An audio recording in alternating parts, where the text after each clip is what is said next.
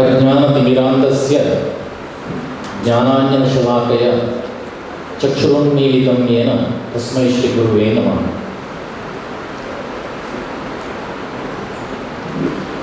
ಈ MGM ಕಾಲೇಜಿನ ಈ ಸುಂದರವಾದ ಪರಿಸರದಲ್ಲಿ ನಡೀತಾ ಇರುವ ಈ ನೈತಿಕ ಶಿಬಿರ ಮತ್ತು ಅದರ ಜೊತೆಯಲ್ಲಿ ವಿವೇಕಾನಂದ ಜಯಂತಿಯ ಈ ಕಾರ್ಯಕ್ರಮದ ಸಂದರ್ಭದಲ್ಲಿ ವೇದಿಕೆಯಲ್ಲಿ ಯಾರೂ ಇಲ್ಲ, ನನ್ನ ಮುಂದಿರತಕ್ಕಂಥ ಎಲ್ಲ ಸಹೃದಯಿ ಬಂಧುಗಳೇ, 10:30 ಗಂಟೆಯಿಂದ 11:30 ಗಂಟೆಗೆ ನನ್ನ ಅಧಿಕಾರದ ಅವಧಿ ಇದ್ದದ್ದು. ಈಗ ಗಡಿಯಾರದಲ್ಲಿ 11:45 ಆಗಿರುವುದರಿಂದ ಭಾಷಣ ಮುಗಿದು ಹೋಗಿದೆ. ಬಹಳ ವಿಶೇಷವಾಗಿ ಒಂದು ಮಾತನ್ನು ನೆನಪು ಮಾಡ್ಕೊಳ್ತೇನೆ ನಾನು. ಅದಕ್ಕೆ ದೇವದಾಸ್ ಹತ್ರ ಕೇಳಿದೆ, ಒಂದು 1/4 ಗಂಟೆ 1/2 ಗಂಟೆಗೆ ಮುಗಿಸೋದಾ ಅಂತ. ಅವರು ಒಪ್ಪಿಕೊಳ್ಳಿಲ್ಲ, ಪ್ರಶ್ನೆ ಬೇರೆ. ಯಾಕೆ ಕೇಳಿದೆ ಅಂದರೆ, ಭಾಳ ಸುಂದರವಾದ ಒಂದು ಮಾತಿದೆ. ದಿನನಿತ್ಯ ಮನೆಯಲ್ಲಿ 2ರಿಂದ 2:30 ಗಂಟೆಗೆ ಊಟ ಮಾಡುವವರಾದರೂ ಈ ಥರದ ಕಾರ್ಯಕ್ರಮಗಳಿಗೆ ಹೋಗುವಾಗ 12:30 ಗಂಟೆಗೆಯೇ ಊಟ ಆಗಬೇಕು ಅಂತ ಬಯಸುವವರು ನಾವು. ಹಾಗಾಗಿ ಊಟದ ಹೊತ್ತಾಗ್ತದೆ. ಹಾಗಾಗಿ ನಮ್ಮ ಭಾಷಣ ಮತ್ತೆ ಮುಂದೆ ಮಾತನಾಡುವವರ ಭಾಷಣ ತೊಂದರೆ ಕೊಡಬಾರ್ದು ಅನ್ನೋ ದೃಷ್ಟಿಯಿಂದ ಚುಟುಕು ಮಾಡ್ಬೋದಾ ಅಂತ ಕೇಳಿದೆ. ಇಲ್ಲ, ಸಾಕಷ್ಟು ಸಮಯ ಅವಕಾಶವನ್ನು ಕೊಟ್ಟಿದ್ದಾರೆ ಒಂದು ಮಿತಿಯಲ್ಲಿ. ಅದನ್ನು ನಾನು ಅರ್ಥ ಮಾಡ್ಕೊಳ್ತೇನೆ ಮತ್ತು ಒಟ್ಟು ಕಾರ್ಯಕ್ರಮದ ಅಂದದ ದೃಷ್ಟಿಯಿಂದಲೂ ಕೂಡ ನನ್ನ ಕೊಡುಗೆಯು ಬೇಕು ಎನ್ನುವುದನ್ನು ನೆನಪು ಮಾಡಿಕೊಳ್ತೇನೆ. ಉಡುಪಿಯ ಈ MGM ಕಾಲೇಜು ನನಗೆ ಬಹಳ ಆತ್ಮೀಯವಾದ ಒಂದು ತಾಣ. ನಿಮ್ಗೆ ಯಾರಿಗೂ ಗೊತ್ತಿಲ್ಲದ ಒಂದು ಸಂಗತಿಯನ್ನು ನಾನು ಹೇಳಿದರೆ ಸಾಕು, ಮತ್ತೆ ತುಂಬ ದೀರ್ಘ ಮಾತಾಡಿದ ನನ್ನ ವಿಷಯ ಉಳಿಯುತ್ತದೆ. ಈ MGM ಕಾಲೇಜಿನ ಮುಂಭಾಗದಲ್ಲಿರುವ ಲೈಟಿನ ಕೆಳಗೆ ಕೂತು ನಾವು ಎಕ್ಸಾಮ್ಗೆ ಓದಿದ್ದೇವೆ. ನಿಮ್ಗೆ ಯಾರಿಗೂ ಗೊತ್ತಿರಲಿಕ್ಕಿಲ್ಲ ಅದು. ಯಾಕೆ ಅಂದರೆ, ಪಕ್ಕದ doctor TMI Pai college of ಎಜುಕೇಷನ್ನಲ್ಲಿ ನಾನು BEd ಮಾಡ್ತಾ ಇದ್ದಾಗ, ಇಲ್ಲೇ ಹತ್ತಿರದಲ್ಲಿ ರೂಮ್ ಮಾಡಿಕೊಂಡು ಅಡುಗೆ ಮಾಡಿಕೊಂಡು ಊಟ ಮಾಡ್ತಾ ಇದ್ದಾಗ ರಾತ್ರಿ ಗಾಳಿಯೆಲ್ಲ ಚೆನ್ನಾಗಿ ಬೀಸ್ತದೆ MGM ಕಾಲೇಜಿನ ಹತ್ತಿರ ಅಂತ ಆ ಲೈಟಿನ ಕೆಳಗಡೆ ನಾವು ಪರೀಕ್ಷೆಗೆ ಓದ್ತಾ ಇದ್ದ ದಿನಗಳು ಇವತ್ತು ಕೂಡ ನನಗೆ ನೆನಪಾಯಿತು. ಹಾಗಾಗಿ MGM ಕಾಲೇಜು ನಮಗೆ ಬಹಳ ಆತ್ಮೀಯವಾದಂಥ ಒಂದು ತಾಣ.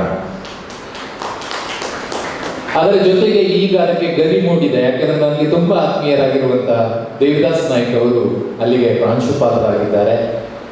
ಮತ್ತು ಈ ಹಿಂದಿನ ಅನೇಕರು, ನಮ್ಮ ಮುತ್ತೆ ವಸಂತ ಕುಮಾರ್ ಇರ್ಬೋದು, ಹಳೆಯ ಅನೇಕರು, ಅಥವಾ ಹಿಂದೆ ಇದ್ದಂಥ ಖುಷಿ ಹೊಸಭಟ್ರಂತಹ ಅನೇಕ ಮಂದಿ ಹಿರಿಯರ ಒಂದು ಕಾರ್ಯಕ್ಷೇತ್ರವಾಗಿದ್ದಂಥ MGM ಕಾಲೇಜಿನ ನೆಲವೇ ಒಂದು ಪುನೀತವಾದಂಥ ನೆಲ ಅಂತ ಭಾವಿಸಿಕೊಂಡು ಅವರು ಈ ಶಿಬಿರದಲ್ಲಿ ಭಾಗವಹಿಸಬೇಕು, ಮಾತಾಡಬೇಕು ಅಂತ ಹೇಳಿದಾಗ ತಟ್ಟನೆ ನಾನು ಒಪ್ಪಿಕೊಂಡೆ. ಯಾಕೆ ಅಂದರೆ ಆ ನೆಲದಲ್ಲಿ ನಿಂತು ಮಾತನಾಡುವುದೇ ಒಂದು ಖುಷಿಯ ಸಂಗತಿ ಅಂತ ತಿಳ್ಕೊಂಡು ಅದನ್ನು ಸ್ವೀಕಾರ ಮಾಡಿದ್ದಾರೆ. ನನ್ನ ಸರ್ ಹತ್ರ ಹೇಳಿದೆ, ಏನು ಅಂದರೆ, ಬೆಳಿಗ್ಗೆ ವೀರೇಶಾನಂದ ಸ್ವಾಮೀಜಿಯವರ ಏನೋ ಒಂದು ಮಾತುಗಳನ್ನು ಕೇಳಿದರು. ಈ ಶಿಬಿರ ಮುಗಿದೋಯ್ತು ಅಂದರೆ ಸಾರ್ಥಕ ಆಯಿತು, ಅಲ್ಲಿಗೆ ಇನ್ನು ಯಾರೂ ಮಾತನಾಡಬೇಕಾದಂಥ ಅವಶ್ಯಕತೆ ಇಲ್ಲ, ಅಷ್ಟು ಅತ್ಯುತ್ತಮವಾದಂಥ ಮಾತುಗಳನ್ನು ನಾವು ಕೇಳಿದ್ದೇವೆ. ಆದರೆ ಈ ಒಂದು ಕಾರ್ಯಕ್ರಮದ ವ್ಯವಸ್ಥೆಯ ಹಿನ್ನೆಲೆಯಲ್ಲಿ ನಾವು ಮಾತನಾಡುವುದು, ಕಾರ್ಯಕ್ರಮಗಳನ್ನು ನಡೆಸುವುದು ಅವಶ್ಯಕ ಅನ್ನೋ ದೃಷ್ಟಿಯಿಂದ ಮಾತುಗಳನ್ನು ಮುಂದುವರಿಸಬೇಕು. ಬಂಧುಗಳು, ಮುಖ್ಯವಾಗಿ ಈಗಾಗಲೇ ಮಾತನಾಡಿರ್ತಕ್ಕಂಥ ಹಲವರು, ಸ್ವಾಮೀಜಿಯವರು ಮತ್ತು ಬೇರೆಯವರು ಕೂಡ ವಿವೇಕಾನಂದರ ಮಾತುಗಳು, ಅವರ ಸ್ಫೂರ್ತಿಯ ಮಾತುಗಳು ಇತ್ಯಾದಿಗಳನ್ನು ಇಟ್ಕೊಂಡು ಅನೇಕ ಸಂಗತಿಗಳನ್ನು ಹೇಳಿದರು. ನಾನು ಅವರ ಬದುಕನ್ನು ಇಟ್ಕೊಂಡು ಮಾತನಾಡಲಿಕ್ಕೆ ಪ್ರಯತ್ನ ಪಡ್ತಾ ಇದ್ದೇನೆ. ಮಾತುಗಳನ್ನು ಸ್ವಲ್ಪ ಬದಿಗಿಡ್ತೇನೆ, ಯಾಕಂದ್ರೆ ನೀವು ಆಮೇಲೆ ಓದ್ಬೋದು. ಸ್ವಾಮಿ ವಿವೇಕಾನಂದರ ಬದುಕಿನಿಂದ ನಾವು ಏನು ತೆಕ್ಕೊಳ್ಬೋದು, ಜೀವನದಿಂದ ಏನು ತೆಕ್ಕೊಳ್ಬೋದು ಅನ್ನೋದಷ್ಟೇ ನನ್ನ ಸೀಮಿತವಾಗಿರ್ತಕ್ಕಂಥ ವಿಷಯದ ವ್ಯಾಪ್ತಿ. ಹಾಗಾಗಿ ಸಾರ್ಥಕ ಬದುಕಿಗೆ ಸ್ವಾಮಿ ವಿವೇಕಾನಂದರ ಆದರ್ಶಗಳು ಅಂತ ಇಟ್ಕೊಂಡೆ. ಈಗ ನನ್ನ ಗೆಳೆಯರಿದ್ದಾರೆ, ಗೆಳೆಯರಿದ್ದಾರೆ. ನನಗೆ ಒಂದು ಸ್ಪಷ್ಟ ಆಗಬೇಕಾಗಿದೆ, ಸಾರ್ಥಕ ಬದುಕು ಯಾವುದು ಅಂತ. ಯಾಕಂದರೆ ಆದರ್ಶವನ್ನು ತೆಕ್ಕೊಳ್ಬೇಕಾದ್ರೆ ಮೊದಲು ಸಾರ್ಥಕ ಬದುಕು ಯಾವುದು ಅಂತ ಯೋಚನೆ ಮಾಡಬೇಕಾದಂಥ ಅವಶ್ಯಕತೆ ಇದೆ. ಯಾಕಂದರೆ ಈಗಾಗಲೇ ಜಿಲ್ಲಾಧಿಕಾರಿಗಳು ಹೇಳಿದ ಹಾಗೆ ಅದನ್ನು ಸ್ವಲ್ಪ ಟ್ವಿಸ್ಟ್ ಮಾಡಿ ಹೇಳೋದಾದರೆ, ಒಂದಿಷ್ಟು ಓದಿ ಹೇಗೋ ಪರೀಕ್ಷೆ ಪಾಸ್ ಮಾಡಿಕೊಂಡು ಒಳ್ಳೆ ಮಾರ್ಕ್ ತೆಕ್ಕೊಂಡು ಒಂದು ಕೆಲಸಕ್ಕೆ ಸೇರಿ ಶುರುವಿನ ತಿಂಗಳಲ್ಲಿ 30,000 35,000 40,000 ಒಂದು ಭಾಳ ಚೆನ್ನಾಗಿರ್ತಕ್ಕಂಥ ಮೊಬೈಲ್ ತೆಕ್ಕೊಂಡ್ರೆ, ಅಬ್ಬಾ ನನ್ನ ಜೀವನ ಸಾರ್ಥಕ ಆಗಿ ಹೋಯಿತು ಅಂತ ಸಂತೋಷ ಪಡ್ತಕ್ಕಂಥ ಕಾಲಘಟ್ಟದಲ್ಲಿ ನಾವಿದ್ದೇವೆ. ಅಂತ ಹೊತ್ತಿನಲ್ಲಿ ಜೀವನದ ಸಾರ್ಥಕತೆಯ ಬಗ್ಗೆ ಎಷ್ಟು ಯೋಚನೆ ಮಾಡ್ತಾ ಇಲ್ಲ ಅಂತ ನಾನು ನೆಗೆಟಿವ್ ಹೇಳ್ತಾ ಇಲ್ಲ. ಇಲ್ಲಿ ಇನ್ನೊಂದ್ಸಲ ಯೋಚನೆ ಮಾಡಬೇಕು ಅನ್ನೋ ದೃಷ್ಟಿಯಿಂದ ಇದನ್ನು ಪ್ರಸ್ತಾಪ ಮಾಡ್ತಾ ಇದೆ. ಹೀಗನ್ನುವಾಗ ನನಗೆ ತರುಣ್ ಸಾಗರ್ಜಿ ಅವರ ಜೀವನದ ಒಂದು ಘಟನೆ ನೆನಪಾಗುತ್ತೆ. ನನಗೆ ಯಾವಾಗ ಖುಷಿಯಿಂದ ನೆನಪು ಮಾಡ್ಕೊಳ್ತೇನೆ ನಾನು ಅದನ್ನು. ತರುಣ್ ಸಾಗರ್ಜಿ ಅವರು ಗೊತ್ತಿದೆ, ವಿಜಯವಾಣಿಯಲ್ಲಿ ಒಂದು ಕಾಲಮ್ ಇತ್ತು, ಅವರ ಮಾತುಗಳನ್ನು ತುಂಬ ಜನ ಕೇಳಿದ್ದೀವಿ. ಅವರು ಒಂದು ಕಡೆ ಚಾತುರ್ಮಾಸ ಮಾಡ್ತಾ ಇದ್ರು. ಹೊರಗಡೆ ಬ್ಯಾನರ್ ಇತ್ತು, ಒಂದು ಚಾತುರ್ಮಾಸ ಮಾಡ್ತಾ ಇದ್ದಾರೆ. ಅವ್ರ ಬಗ್ಗೆ ಗೊತ್ತಿರ್ತಕ್ಕಂಥ ಒಬ್ಬ ಕಾಲೇಜಿಗೆ ಹೋಗುವ ತರುಣ, MGM ಇದ್ದಲ್ಲ ಅಂತ ಇಟ್ಕೊಳ್ಳೋಣ, ತರುಣ ಆ ದಾರಿಯಲ್ಲಿ ಹೋಗುವಾಗ ನೋಡುವ ತರುಣ್ ಸಾಗರ್ಜಿ ಅವರು ಇದ್ದಾರೆ, ಒಂದು ದರ್ಶನ ಮಾಡಿ ಬಂದ್ಬಿಡೋಣ, ನಮಸ್ಕಾರ ಮಾಡಿ ಬಂದ್ಬಿಡೋಣ ಅಂತ ಪುಸ್ತಕ ಹಿಡ್ಕೊಂಡು ಒಳಗೆ ಹೋಗ್ಬಿಟ್ಟ. ಒಳಗೆ ಹೋಗಿ ಅವ್ರು ಕೂತಿದ್ರು, ನಮಸ್ಕಾರ ಮಾಡಿದ. ಇದು ನಡೆದ ಘಟನೆ. ನಮಸ್ಕಾರ ಮಾಡಿದ. ತರುಣ್ ಸಾಗರ್ಜಿ ಅವರನ್ನು ನಾನು ನೋಡಿದ್ದೇನೆ, ಅವರಿಗೆ ನಮಸ್ಕಾರ ಮಾಡಿದ್ದೇನೆ. ಅವ್ರದ್ದೊಂದು ವಿಚಿತ್ರ ಪ್ರವೃತ್ತಿ ಏನು ಅಂದರೆ, ಯಾರ ಹತ್ರ ಆದ್ರೂ ಮಾತಾಡಬೇಕು ಅಂತ ಅನಿಸಿದ್ರೆ ತುಂಬ ಮಾತಾಡ್ತಿದ್ರು, ಇಲ್ಲ ಅಂತ ಅನಿಸಿದ್ರೆ ಒಂದು ಶಬ್ದ ಕೂಡ ಕೇಳ್ತಿರ್ಲಿಲ್ಲ, ಸುಮ್ಮನೆ ಬಿಡ್ತಿದ್ರು. ಯಾವಾಗ ಈ ತರುಣ ಕಾಲೇಜಿಗೆ ಹೋಗುವ ತರುಣ ಹೋಗಿ ನಮಸ್ಕಾರ ಮಾಡಿದ್ನೋ, ತಕ್ಷಣ ತರುಣ್ ಸಾಗರ್ಜಿ ಅವರಿಗೆ ಅವನ ಹತ್ರ ಮಾತಾಡಬೇಕು ಅಂತ ಅನಿಸ್ಬಿಡ್ತು. ಆಗ ಅವ್ರು ಕೇಳಿದ್ರು, ಏನು ಬಾ, ಏನು ಮಾಡ್ತಾ ಇದೀಯಾ ಅಂತ ಕೇಳಿದ್ರು. ಅವ್ರಿಗೆ ಹಿಂದಿ ಬರ್ತಾ ಇತ್ತು, ಕನ್ನಡ ಅಲ್ಲ, ನಾನು ಅದನ್ನು ತರ್ಜುಮೆ ಮಾಡ್ತಾ ಇದ್ದೇನೆ ಅಷ್ಟೇ. ತಕ್ಷಣ ಕೈಯಲ್ಲಿ ಇರ್ತಕ್ಕಂಥ ಒಂದು ಪುಸ್ತಕ ತೆಗೆದು ತೋರಿಸಿ ಹೇಳಿದ, ಸ್ವಾಮಿ ಕಾಲೇಜಿಗೆ ಹೋಗ್ತಾ ಇದ್ದೇನೆ ಅಂತ. ನಾನು ಭಾಳ ತಮಾಷೆ ಹೇಳೋದು ಏನು ಅಂದರೆ, ಚಿಕ್ಕ ಕ್ಲಾಸಿಗೆ ಹೋಗುವಾಗ ಬೆನ್ನ ಮೇಲೆ ಒಂದಿಷ್ಟು ಭಾರ ಹಾಕೊಂಡು ನಾವು ಶಾಲೆಗೆ ಹೋಗೋದು. ಮೇಲ್ಮೇಲೆ ಹೋಗ್ತಾ ಇದ್ದಾಗ ಪುಸ್ತಕಗಳು ಕಡಿಮೆ ಆಗೋದು. ಫೈನಲ್ ಡಿಗ್ರಿಲಿ ಒಂದೇ ಬೈಬಲ್ ಅದೇ ಬಿಸ್ಕೋಟ್ ಹೋಗ್ತಾ ಇರ್ತೀವಿ ನಾವು. ಅದರಲ್ಲಿ ಎಲ್ಲ ಇರ್ತದೆ, ಎಂಥ ಮೇಲ್ಮೇಲೆ ಹೋದಾಗ ಭಾರ ಕಡಿಮೆ ಆಗ್ತಾ ಹೋಗೋದು. ಹಾಗೆ ಆ ಪುಸ್ತಕ ತೋರಿಸಿ ಹೇಳಿದ, ಕಾಲೇಜಿಗೆ ಹೋಗ್ತಾ ಇದ್ದೇನೆ. ಯಾಕಂದ್ರೆ ಅದು ಸಂಕೇತ. ಕೆಲವು ಸಲ ಯಾರು ಹೇಳ್ತಿದ್ರು ಮಕ್ಕಳು, ಅದು ಇಟ್ಕೊಳ್ತಿರ್ಲಿಲ್ಲ, ಬಸ್ಸಲ್ಲಿ ಪಾಸ್ ಕೊಡೋದಿಲ್ಲಲ್ಲ, ಅದಕ್ಕೋಸ್ಕರ ಅದು ಒಂದು ಇಟ್ಕೊಳ್ಳೋದು ಅಂತ. ಹಾಗಾಗಿ ಕಾಲೇಜಿಗೆ ಹೋಗ್ತೇನೆ. ತಕ್ಷಣ ತರುಣ್ ಸಾಗರ್ಜಿ ಕೇಳಿದ್ರು, ಯಾಕೆ ಕಾಲೇಜಿಗೆ ಹೋಗ್ತೀಯಪ್ಪ ಅಂದರು. ಮುಂದೆಲ್ಲ ಯಾಕೆ ಅನ್ನೋ ಪ್ರಶ್ನೆ ಬರ್ತದೆ. ಸ್ವಾಮಿ ಓದ್ಲಿಕ್ಕೆ ಅಂದ. ಮತ್ತೆ ಕೇಳಿದ್ರು, ಯಾಕೆ ಓದ್ತೀಯಪ್ಪ ಅಂತ ಕೇಳಿದ್ರು. ಸ್ವಾಮಿ ಒಳ್ಳೆ ಮಾರ್ಕ್ ಬರಬೇಕಲ್ಲ ಅದಕ್ಕೆ ಅಂದ. ಮಾರ್ಕ್ ಯಾಕೆ ಬೇಕು ಅಂದರು. ಸ್ವಾಮಿ ಎಲ್ಲ ಆದ್ಮೇಲೆ, ಡಿಗ್ರಿ ಆದ್ಮೇಲೆ ಒಳ್ಳೆ ಸರ್ಟಿಫಿಕೇಟ್ ಬೇಕಲ್ಲ, ಮಾರ್ಕ್ಸ್ ಕಾರ್ಡ್ ಬೇಕಲ್ಲ ಅದಕ್ಕೆ ಅಂತ. ಸರ್ಟಿಫಿಕೇಟ್ ಯಾಕೆ ಬೇಕು ಅಂದರು. ಎಲ್ಲ ಯಾಕೆ ಅಂತ ಕೇಳ್ತಾ ಹೋದ್ರು. ಸರ್ಟಿಫಿಕೇಟ್ ಯಾಕೆ ಬೇಕು ಅಂದ್ರೆ, ಕೆಲಸ ಉದ್ಯೋಗ ಬೇಕಲ್ಲ ಸ್ವಾಮಿ ಅಂದ. ಉದ್ಯೋಗ ಯಾಕೆ ಬೇಕು ನಿನಗೆ ಅಂದರು. ಅಯ್ಯೋ, ನಾನು ಮದುವೆ ಆಗ್ಬೇಕಲ್ಲ, ಉದ್ಯೋಗ ಎಲ್ಲ ಇದ್ರೆ ಹುಡುಗಿ ಯಾಕೆ ಕೊಡ್ತಾರೆ ಅಂದ. ಅವ ಮದುವೆ ಯಾಕೆ ಆಗ್ತೀಯಾ, ನಾನು ಸಂಸಾರ ಮಾಡ್ಬೇಕಲ್ಲ ಅಂತ. ಸಂಸಾರ ಯಾಕೆ ಮಾಡಬೇಕು ಅಂದ್ರು. ಮತ್ತೆ ಕೇಳಿದ್ರು, ಸಂಸಾರ ಯಾಕೆ ಮಾಡ್ಬೇಕು ನೀನು. ಸ್ವಾಮಿ ನಾನು ಬದುಕಬೇಕಲ್ಲ ಅಂತ. ಕೊನೆಯ ಪ್ರಶ್ನೆ ತರುಣ್ ಸಾಗರ್ಜಿ ಬೆಟ್ಟು ತೋರಿಸಿ ಕೇಳಿದ್ರು, ನೀನು ಯಾಕೆ ಬದುಕಬೇಕು. ನಾನು ಒಂದು ನಿಮಿಷ ನಿಲ್ಲಿಸುದು ಯಾಕೆ ಗೊತ್ತಾ, ಈ ಪ್ರಶ್ನೆ ಅವನಿಗಲ್ಲ, ನಿಮಗೆ ಕೇಳಿದ್ರೆ ಏನು ಉತ್ತರ ಕೊಡ್ತಿದ್ದಿ ಯೋಚನೆ ಮಾಡಿ. ನೀನು ಯಾಕೆ ಬದುಕಬೇಕು. ಆದ್ರೆ ಅವ ಜಾಣ ದಡ್ಡ ಅಲ್ಲ. ಅವ ಒಂದು ಕ್ಷಣ ಗಲಿಬಿಲಿ ಆಗ್ಬಿಟ್ಟ, ಯಾಕಂದ್ರೆ ತಟ್ಟ ಉತ್ತರ ಇರಲಿಲ್ಲ ಅವನ ಹತ್ರ. ಆದ್ರೆ ಒಂದು ಕ್ಷಣ ಆದ್ಮೇಲೆ ಆಚೆ ನೋಡ್ಕೊಂಡು ಈಚೆ ನೋಡ್ಕೊಂಡು ಹೇಳಿದ, ಸ್ವಾಮಿ ಎಲ್ಲರೂ ಬದುಕ್ತಾ ಇದ್ದಾರಲ್ಲ, ಅದಕ್ಕೆ ನಾನು ಬದುಕಬೇಕು. ಈಗ ನಮ್ಮ ಎದುರು ಇರ್ತಕ್ಕಂಥ ಪ್ರಶ್ನೆ ಏನು ಅಂದ್ರೆ, ಎಲ್ಲರೂ ಬದುಕುವುದಕ್ಕೋಸ್ಕರ ನಾವು ಬದುಕ್ತಾ ಇದ್ದೇವೆ ಅಂದ್ರೆ ಸಾರ್ಥಕತೆಯ ಪ್ರಶ್ನೆ ಇಲ್ಲ. ಪ್ರಾಣಿಗಳ ಹಾಗೆ ನಾವು ಒಂದಿಷ್ಟು ಉಂಡು ತಿಂದು ಏನೋ ಬದುಕಿ ಹೋಗ್ಬಿಡ್ತೇವೆ, ಮುಗಿದು ಹೋಗುತ್ತೆ. ಅದು ಮುಗಿದು ಹೋಗೋದಕ್ಕೆ ನಾವೇನು ಮಾಡಬೇಕಾದ ಅವಶ್ಯಕತೆ ಇಲ್ಲ. ಆದರೆ ಒಂದು ಅರ್ಥಪೂರ್ಣವಾದಂತಹ ಬದುಕನ್ನು ನಡೆಸಿ ಈ ಜಗತ್ತಿನಲ್ಲಿ ನಾವು ಇದ್ದು ಅಂತಕ್ಕಂಥ ಗುರುತನ್ನು ಉಳಿಸಿ ಹೋಗ್ತಕ್ಕಂಥ ಕೆಲಸ ನಾವು ಮಾಡಬೇಕು ಅಂತಾದ್ರೆ ನಾವು ಸಾರ್ಥಕ ಬದುಕಿನ ಬಗ್ಗೆ ಯೋಚನೆ ಮಾಡಬೇಕಾಗುತ್ತೆ. ಸ್ವತಃ ವಿವೇಕಾನಂದರನ್ನೇ ಯೋಚನೆ ಮಾಡಿ, ಅಂತ ಮಹಾಪುರುಷರನ್ನೇ ಯೋಚನೆ ಮಾಡಿ. 158 ವರ್ಷಗಳ ಬಳಿಕ, ಸ್ನೇಹಿತರೆ ಸರಿ ನೆನಪಿಟ್ಕೊಳ್ಳಿ, 158 ವರ್ಷಗಳ ಬಳಿಕ ಪರಿಚಯ ಇಲ್ಲದೆ ಇರ್ತಕ್ಕಂಥ ಒಬ್ಬ ಮನುಷ್ಯನ ಬರ್ತ್ಡೇ ನಾವು ಮಾಡ್ತಾ ಇದ್ದೇವೆ. ನಮ್ಮ ಬರ್ತ್ಡೇ ನಾವು ಮನೆಗಳಲ್ಲಿ ಮಾಡಿಲ್ಲ.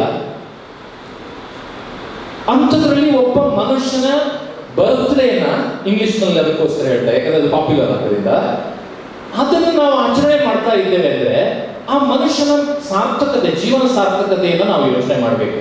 ಹಾಗಾಗಿ ಅಂತಹದ್ದೇ ಸಾರ್ಥಕ ಜೀವನ, ಒಂದು ಅರ್ಥಪೂರ್ಣವಾದ ಜೀವನ.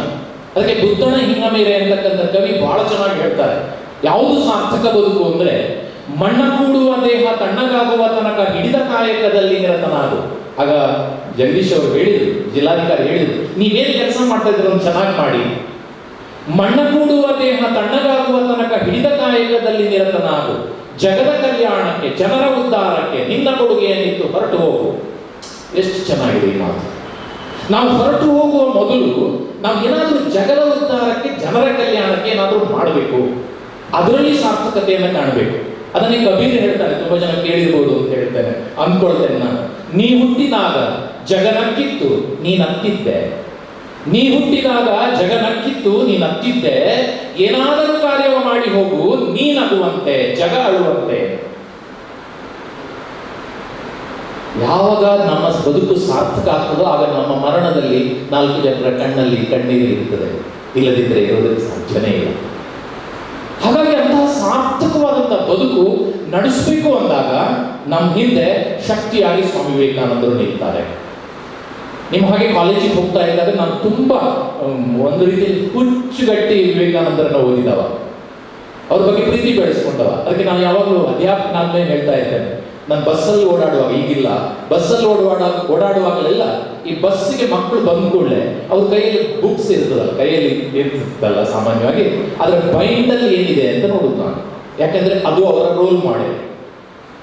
ಅಲ್ಲಿ ಧೋನಿ ಇದ್ರೆ, ವಿರಾಟ್ ಕೊಹ್ಲಿ ಇದ್ರೆ, ಅಥವಾ ಇನ್ಯಾರೋ ಐಶ್ವರ್ಯ ರೈ ಇದ್ರೆ, ಇನ್ಯಾರೋ ಸುದೀಪ್ ಇದ್ರೆ, ದರ್ಶನ್ ಇದ್ರೆ, ಅವರ ಮಾಡೆಲ್ ಅವರು. ಆದ್ರೆ ನಿಜವಾದ ಮಾಡೆಲ್ ಯಾರು ಇರ್ಬೇಕು, ನಮ್ಮ ಬೈಂಡಲ್ಲಿ ಯಾರು ಇರ್ಬೇಕಾಗಿತ್ತು ಯೋಚನೆ ಮಾಡಿ. ಆ ದೃಷ್ಟಿಯಿಂದ ನಾವು ಯಾರನ್ನ ಆದರ್ಶವಾಗಿ ತಗೊಳ್ತೇವೆ ಅವರ ಪ್ರಭಾವ ಬರ್ತದೆ. ಬಹುಶಃ ನನ್ನ ಜೀವನದ ಮೇಲೆ ವೈಯಕ್ತಿಕವಾಗಿ ಸ್ವಾಮಿ ವಿವೇಕಾನಂದರು ಬೀರಿರ್ತಕ್ಕಂಥ ಪ್ರಭಾವ ತುಂಬಾ ದೊಡ್ಡದು ಅಂತ ಭಾವಿಸ್ತೇನೆ ನಾನು. ಆ ಹಿನ್ನೆಲೆಯಲ್ಲಿ ಮುಂದಿನ ಮಾತುಗಳನ್ನ ಆಡ್ಲಿಕ್ಕೆ ಇಷ್ಟಪಡ್ತಾ ಇದ್ದೇನೆ. ಸ್ವಾಮಿ ವಿವೇಕಾನಂದರ ಇಡೀ ಬದುಕು ಬಹಳ ವಿಶಿಷ್ಟವಾದದ್ದು. ಈಗಾಗಲೇ ಕೆಲವು ಮಾತುಗಳು ಬಂದು ಅದನ್ನು ಮತ್ತೊಮ್ಮೆ ಸುಮ್ಮನೆ ನನ್ನ ಮಾತಿಗೋಸ್ಕರ ನೆನಪು ಮಾಡ್ಕೊಳ್ತೇನೆ. ನಮ್ಮ ದೇಶದಲ್ಲಿ ಪ್ರಥಮ ಸ್ವಾತಂತ್ರ್ಯ ಸಂಗ್ರಾಮ 1857, ಸಿಪಾಯಿ ದಂಗೆ ಅಂತ ಅವ್ರೇನು ಹೇಳಿದ್ರು. ಸ್ವಾತಂತ್ರ್ಯ ಸಂಗ್ರಾಮ ಹುಟ್ಟಿ 6 ವರ್ಷದ ನಂತರ ಹುಟ್ಟಿದವರು ವಿವೇಕಾನಂದ. ಗಮನಿಸಿ, ಗಾಂಧೀಜಿ ಹುಟ್ಟುವುದಕ್ಕಿಂತ 6 ವರ್ಷ ಮೊದಲು ಹುಟ್ಟಿದವರು. ಸ್ವಾತಂತ್ರ್ಯ ಹೋರಾಟದ ಪ್ರಾರಂಭ ಆಗಿ 6 ವರ್ಷ ನಂತರ, ಗಾಂಧೀಜಿ ಹುಟ್ಟುವುದಕ್ಕಿಂತ 6 ವರ್ಷ ಮೊದಲು ಹುಟ್ಟಿದ್ರು. ಎಂತ ವಿಶಿಷ್ಟತೆ ನೋಡಿ.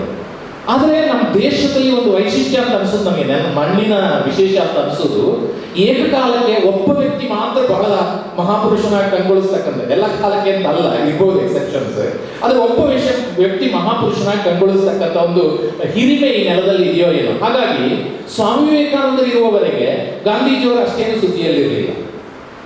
ಗಮನಿಸ್ಬೇಕು ನಾವು, ಬರೀ 6 ವರ್ಷದ ವ್ಯತ್ಯಾಸ ಆದರೂ. ಆದ್ರೆ ಯಾವಾಗ ಸ್ವಾಮಿ ವಿವೇಕಾನಂದರು ಹೊರಟೋದ್ರು, ಆಮೇಲೆ ಗಾಂಧೀಜಿ ಕಾಲ ಬಂತು, ಅವರನ್ನು ಸ್ಫೂರ್ತಿ ಪಡೆದಿದ್ರು ಅನ್ನೋದನ್ನ ಆಗ್ಲೇ ಹೇಳಿದ್ರು.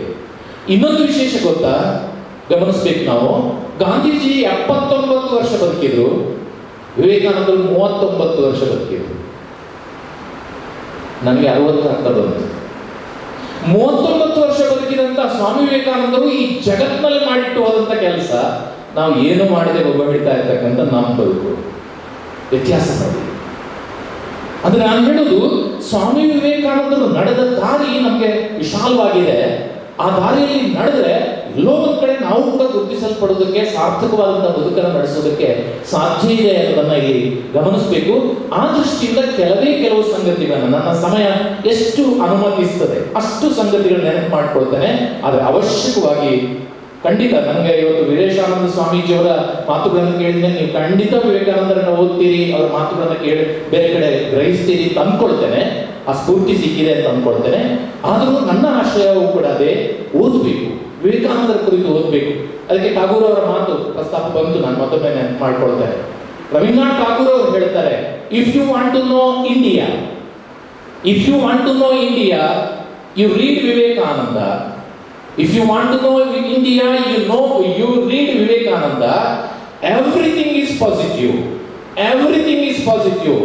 No negative in him ಅಂದ್ರು.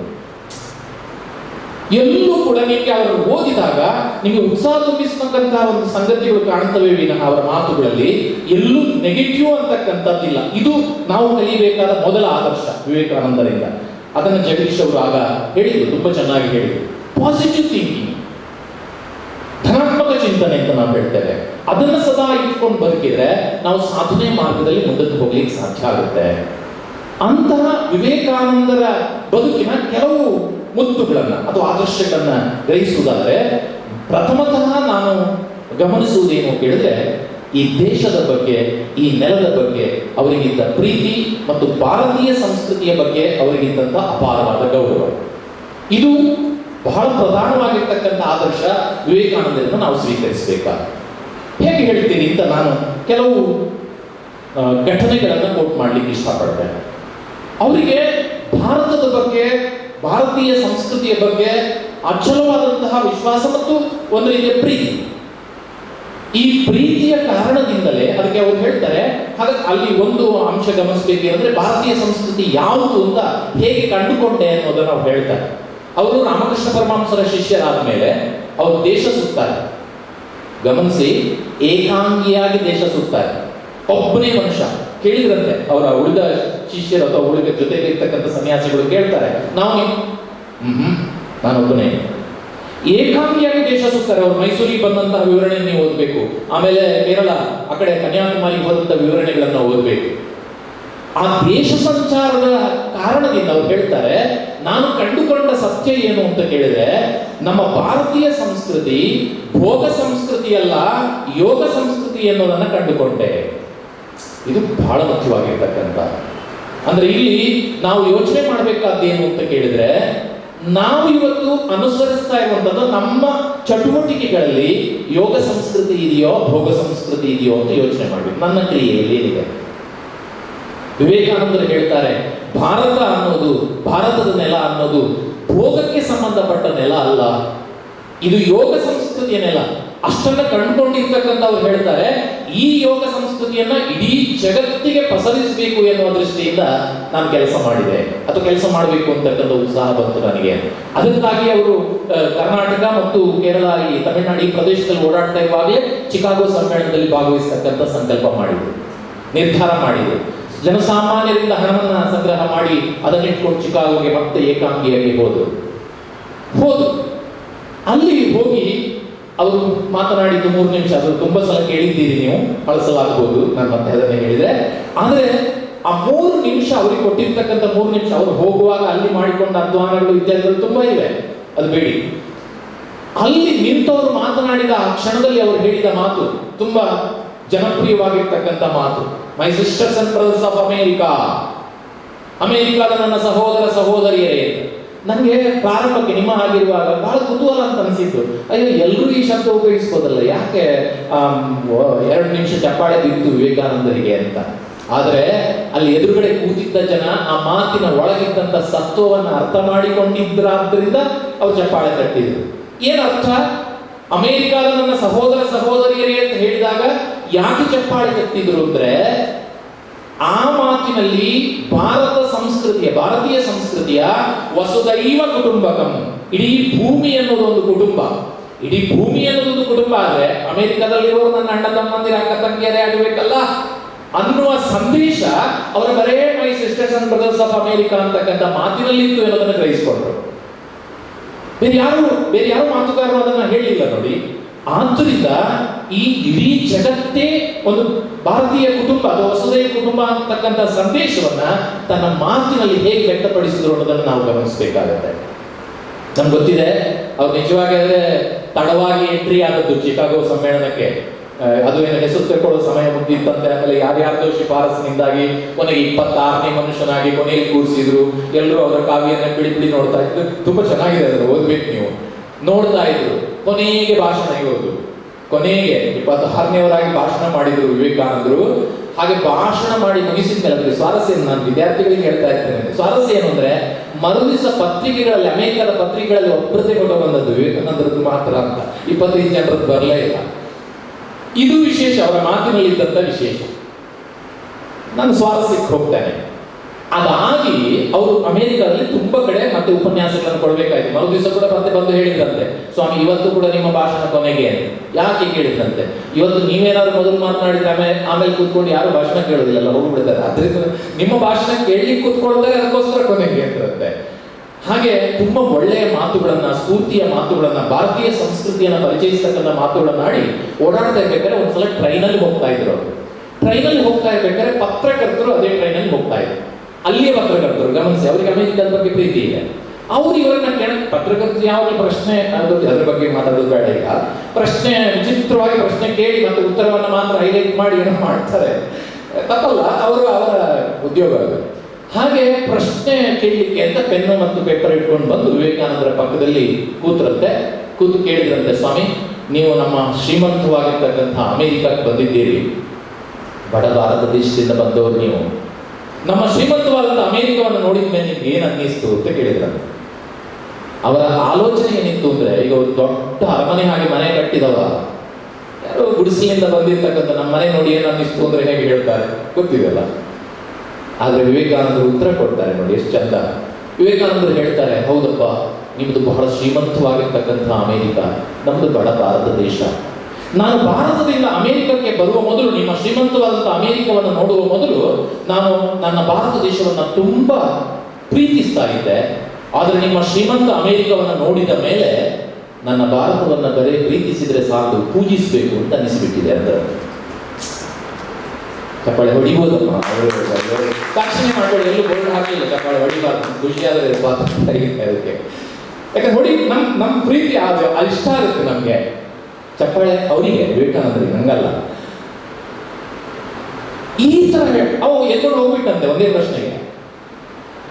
ಈಗ ಒಂದು ಪ್ರಶ್ನೆ ಬರ್ತದೆ ನಮಗೆ, ಏನು ಅಂದ್ರೆ ಈ ತರದ ಭಾರತೀಯ ಸಂಸ್ಕೃತಿಯ ಪ್ರೀತಿ, ಭಾರತೀಯ ದೇಶದ ಬಗೆಗಿನ ಪ್ರೀತಿ, ದೇಶ ಪ್ರೇಮ, ಅದು ಬರೇ ಪತ್ರಕರ್ತನನ್ನ ಬಾಯಿ ಮುಚ್ಚಿಸುವುದಕ್ಕಷ್ಟೇ ಆಗಿತ್ತ, ಅದು ನಿಜವಾಗ ಅವರ ಅಂತರಂಗದ ಭಾವನೆ ಅಂತ ತಿಳ್ಕೊಳ್ಬೇಕಾದ್ರೆ ಅವರು ಸುಮಾರು 1 ತಿಂಗಳ ಕಾಲ ಅಲ್ಲಿ ಸುತ್ತಾಡಿದ ಮೇಲೆ ವಾಪಸ್ ಬರ್ತಾರೆ. ಅವರು ಹಡಗಿನ ಮೂಲಕ ಶ್ರೀಲಂಕಾಕ್ಕೆ ಬಂದು ಭಾರತವನ್ನ ಪ್ರವೇಶ ಮಾಡಿದ್ದು ರಾಮೇಶ್ವರಂನ ಮೂಲಕ. ದಯವಿಟ್ಟು ಮತ್ತೆ ಜೀವನ ಚರಿತ್ರೆ ಓದಿ ಅಂತ ಹೇಳ್ತೇನೆ. ರಾಮೇಶ್ವರಂನ ಮೂಲಕ ಆ ಒಂದು ಸನ್ನಿವೇಶವನ್ನು ನೀವು ಓದಬೇಕು. ಸ್ವಾಮಿ ವಿವೇಕಾನಂದರು ಬರ್ತಾರೆ, ವಾಪಸ್ ಬರ್ತಾರೆ, ತಿಂಗಳಾಗಿದೆ ಮನೆ ಬಿಟ್ಟು, ಅಂದ್ರೆ ಭಾರತ ದೇಶ ಬಿಟ್ಟು. ಅಲ್ಲಿ ಬಂದು ಕೂಡಲೇ ರಾಮೇಶ್ವರಂನಲ್ಲಿ ಇರ್ತಕ್ಕಂತಹ ನೆಲದ ಧೂಳನ್ನೆಲ್ಲ ತೆಕ್ಕೊಂಡು ತನ್ನ ತಲೆ ಮೇಲೆ ಹಾಕೊಳ್ತಾರೆ ವಿವೇಕಾನಂದರು. ಯಾಕೆ ಹೇಳಿ, ಅಮ್ಮನನ್ನ ಬಿಟ್ಟು ಬಹಳ ದಿವಸ ಇದ್ದಾಗ ಮಗು ಮರಳಿ ಬಂದು ಅಮ್ಮನನ್ನ ಗಟ್ಟಿ ಹಿಡ್ಕೊಳ್ಳಲ್ವಾ, ಅದೇ ತರ ಭಾರತದ ನೆಲ ಅನ್ನೋದು ಅದು ಎಷ್ಟು ಪವಿತ್ರ, ಎಷ್ಟು ಶ್ರೇಷ್ಠ ಅನ್ನೋದು ದೂರ ಹೋದ ಮೇಲೆ ಗೊತ್ತಾಗೋದು. ವಿವೇಕಾನಂದರಿಗೆ ಗೊತ್ತಾಗಿತ್ತು. ಅದಕ್ಕೋಸ್ಕರ ಭಾರತದ ನೆಲದ ಮಣ್ಣನ್ನೆಲ್ಲ ತೆಕ್ಕೊಂಡು ತಲೆ ಮೇಲೆ ಹಾಕೊಂಡ್ರು ಅಂತ ಬರ್ತದೆ. ಈ ದೇಶ ಪ್ರೇಮ ಇದೆಯಲ್ಲ, ಇದು ನಮಗೆ ನಿಜವಾಗಿರ್ತಕ್ಕಂತಹ ಆದರ್ಶ ಆಗ್ಬೇಕು. ತುಂಬಾ ಘಟನೆಗಳಿವೆ. ಇನ್ನೊಂದು ಸಂದರ್ಭದಲ್ಲಿ ಮತ್ತೆ ವಿದೇಶದಲ್ಲಿ ಅವರು ಉಪನ್ಯಾಸ ಮಾಡ್ತಾ ಇದ್ದಾಗ ಇದೆಲ್ಲ ಸಣ್ಣ ಘಟನೆಗಳು. ವೇದಿಕೆಯ ಮೇಲೆಲ್ಲ ಗ್ರಂಥಗಳನ್ನು ಇಟ್ಟಿದ್ದಂತೆ, ಧರ್ಮ ಗ್ರಂಥಗಳನ್ನು ಇಟ್ಟಿದ್ರಂತೆ.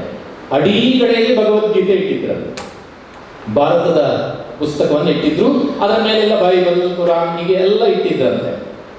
ಒಬ್ಬ ಮತ್ತೆ ಕೆಣಕಲಿಕ್ಕೆ ಬಂದ ವಿವೇಕಾನಂದರನ್ನ. ಅವಾಗ ಹೇಳಿದ್ದಂತೆ, ನೋಡಿ ನಿಮ್ಮದು ಅಡಿಯಲ್ಲಿದೆ ಪುಸ್ತಕ ಅಂದ. ನಿಮ್ಮ ಪುಸ್ತಕ ಗ್ರಂಥಗಳ ರಾಶಿಯ ಅಡಿಯಲ್ಲಿದೆ. ತಕ್ಷಣ ಕಿರುನಗೆ ನಕ್ಕು ವಿವೇಕಾನಂದರು ಹೇಳಿದಂತೆ, ಹೌದಪ್ಪ ಅದನ್ನು ಎಳೆದ್ರೆ ನಿಮ್ದೆಲ್ಲ ಬೀಳ್ತದೆ. ಕೆಳಗಡೆ ಇದ್ದದನ್ನು ತೆಗೆದ್ರೆ ನಿಮ್ಮ ಪುಸ್ತಕಗಳೆಲ್ಲ ಕೆಳಗೆ ಬೀಳ್ತವೆ ಅಂತ ವಿವೇಕಾನಂದರು ಉತ್ತರ ಕೊಟ್ಟರು ಅಂತ. ಇದು ಅವರ ದೇಶ ಪ್ರೇಮದ ಬಗ್ಗೆ ಇರ್ತಕ್ಕಂಥ ಭಾವನೆ. ಇನ್ನು ಒಂದು ಉದಾಹರಣೆ ಕೊಡ್ತೇನೆ ಇದಕ್ಕೆ.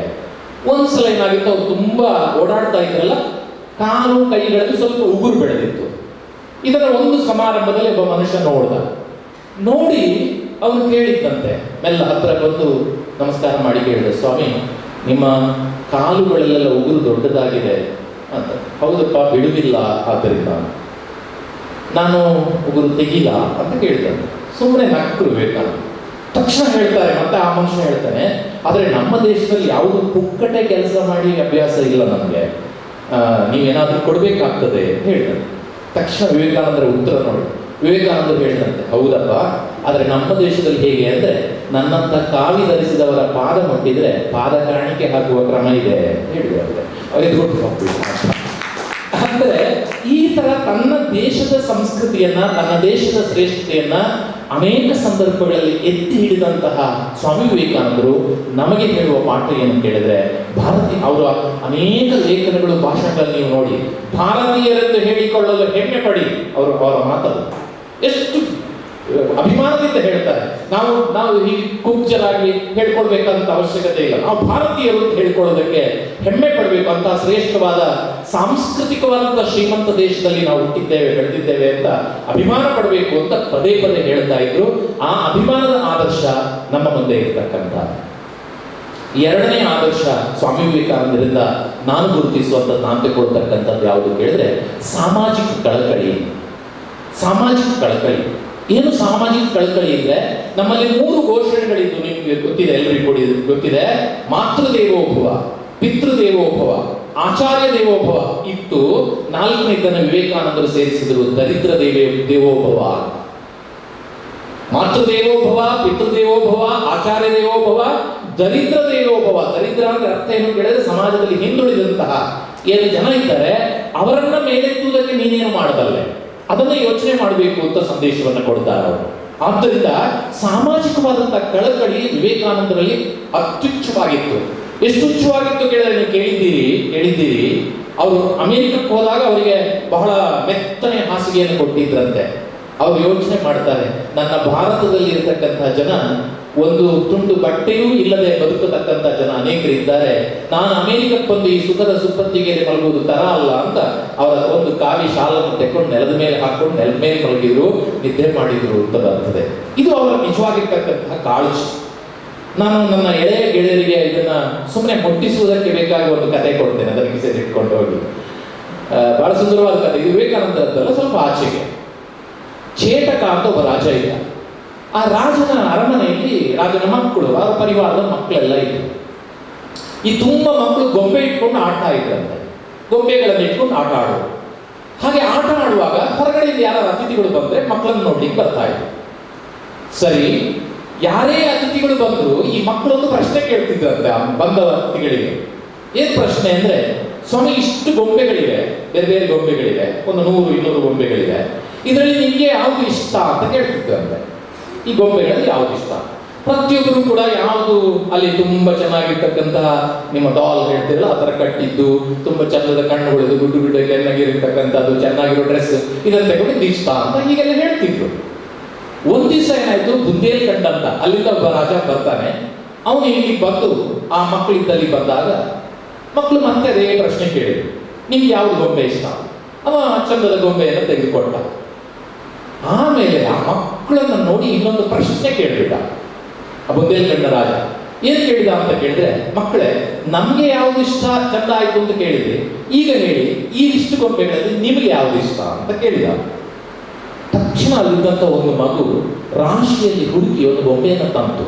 ಆ ಬೊಂಬೆ ಹೇಗಿತ್ತು ಅಂದ್ರೆ ತಲೆಯೆಲ್ಲ ಜಿಡ್ಡು ಕಟ್ಟಿ ಹೋಗಿತ್ತು, ಕಣ್ಣು ಒಂದು ಒಳಗೆ ಒಂದು ಹೊರಗೆ ಆಗಿತ್ತು, ಕುತ್ತಿಗೆ ಮುರಿದು ಹೋಗಿತ್ತು, ಕೈ ಸರಿ ಇರಲಿಲ್ಲ, ಕಾಲು ಸರಿ ಇರಲಿಲ್ಲ, ಫ್ರಾಕ್ ಎಲ್ಲ ಕೊಳೆಗಟ್ಟಿ ಹೋಗಿತ್ತು.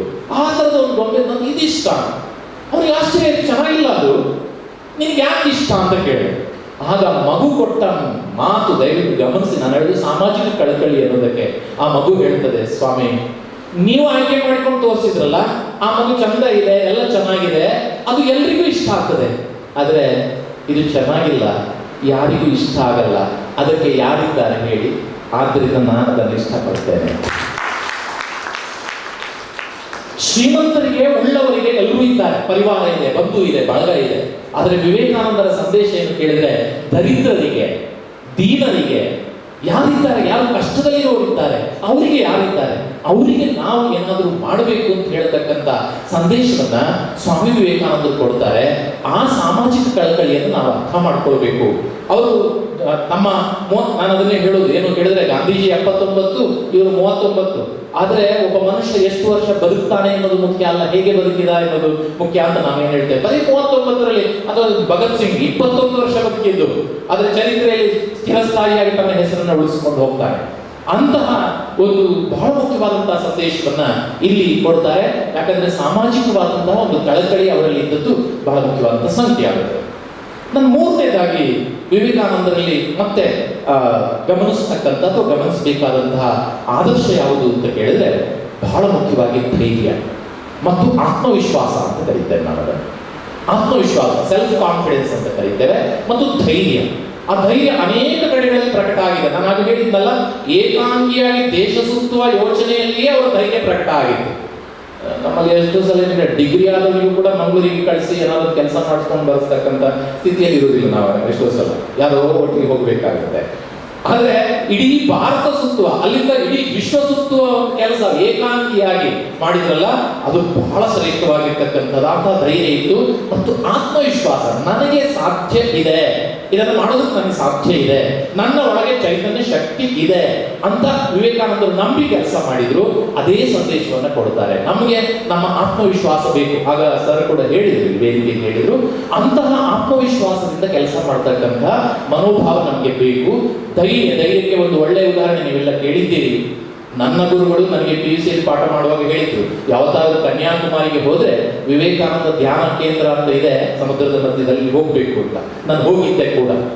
ನೀವು ಅಲ್ಲಿ ಹೋಗ್ಬೇಕು, ನೋಡ್ಬೇಕು. ಯಾಕಂದ್ರೆ 3 ಸಮುದ್ರಗಳು ಬಂದು ಒಂದು ಕಡೆ ಸೇರತಕ್ಕಂಥ ಜಾಗ ಅದು. ಆ ಕಡೆಯಿಂದ ಹಿಂದೂ ಮಹಾಸಾಗರ, ಈ ಕಡೆಯಿಂದ ಬಂಗಾಳಕೊಲ್ಲಿ, ಈ ಕಡೆಯಿಂದ ಅರಬ್ಬಿ ಸಮುದ್ರ.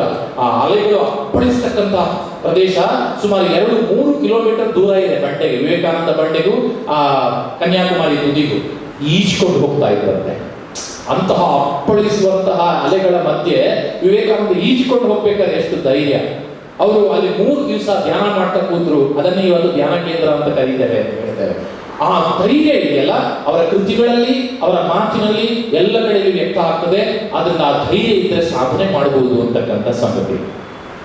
4ನೇದು ನಾನು ಮತ್ತೆ ಗುರುತಿಸುವಂತಹದ್ದು, ಈಗಾಗಲೇ ಸರ್ ಹೇಳಿದ್ರು ಬೆಳಿಗ್ಗೆ ಹೇಳುವಾಗಲೂ, ಅದನ್ನು ನಾನು ಮತ್ತೆ ಕೋಟ್ ಮಾಡ್ತೇನೆ.